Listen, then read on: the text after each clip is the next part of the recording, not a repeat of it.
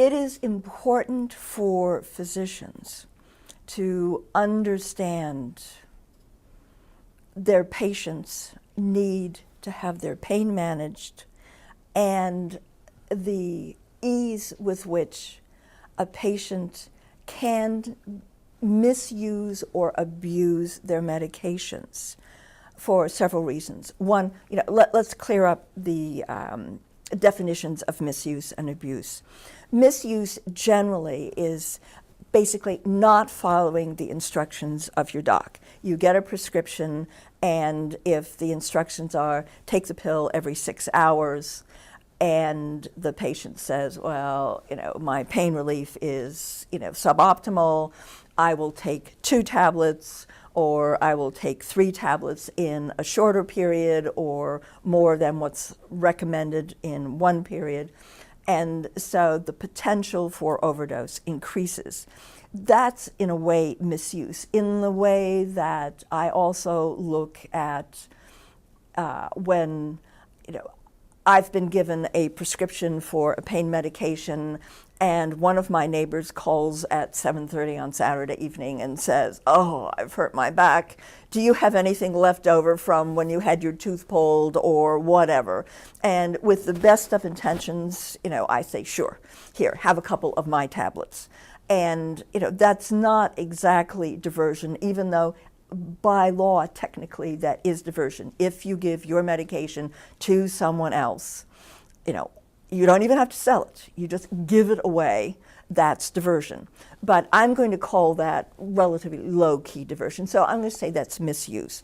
So if you take more than prescribed, you take it more often, you finally feel wonderful, and you sit and you have a glass of wine or a couple beers with dinner, then that's also misuse because your doctor said, don't take this with alcohol. Or if you take more sleeping pills or whatever, or a couple of anti-anxiety pills, you put all of these together and you end up having an untoward reaction, which can be anywhere from just really getting buzzed and sleepy to stopping breathing and dying.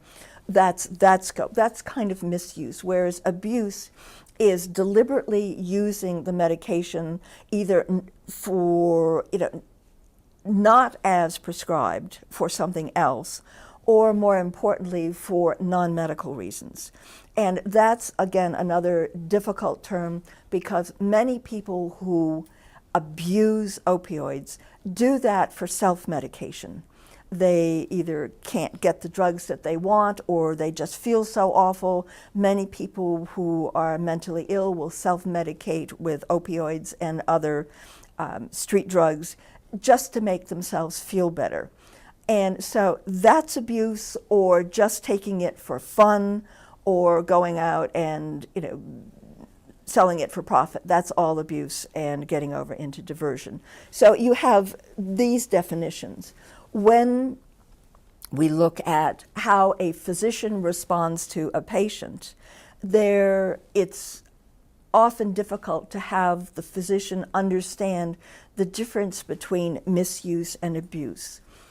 Misuse can not easily, but can be managed within the medical care practice.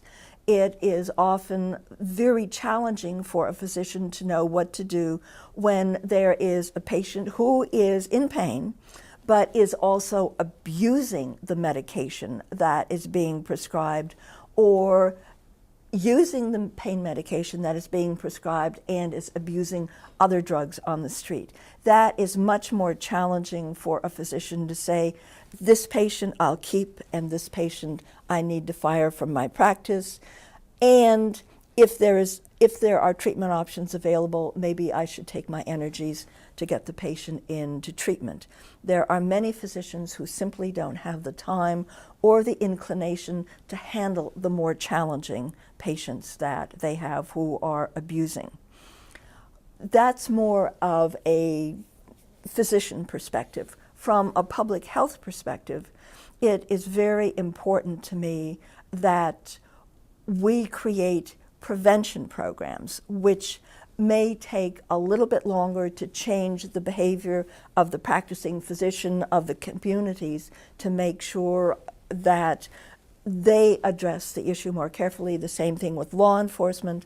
Law enforcement has been able to not only ramp up their ability to recognize that the diversion of prescription pain medication is as important as the diversion of heroin or cocaine or methamphetamines or pot or anything else on the street.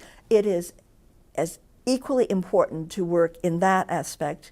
It is also equally important to help communities get prescription medications out of the community. Until recently, it was not even legal to take your unused or expired medications back to your pharmacy. Many pharmacies will still not say, sure, I'll take it and get rid of it. Some will now, and they can legally do that. But what has happened in many states, particularly North Carolina, is we have developed pill take-back programs. So it is possible for the community once or twice a year to bring all of their medications back and get them out of their homes so that people who are looking for the five-finger dispensary can no longer go and steal from their friends or borrow, as the case may be, and use those medications for other reasons than what was initially prescribed.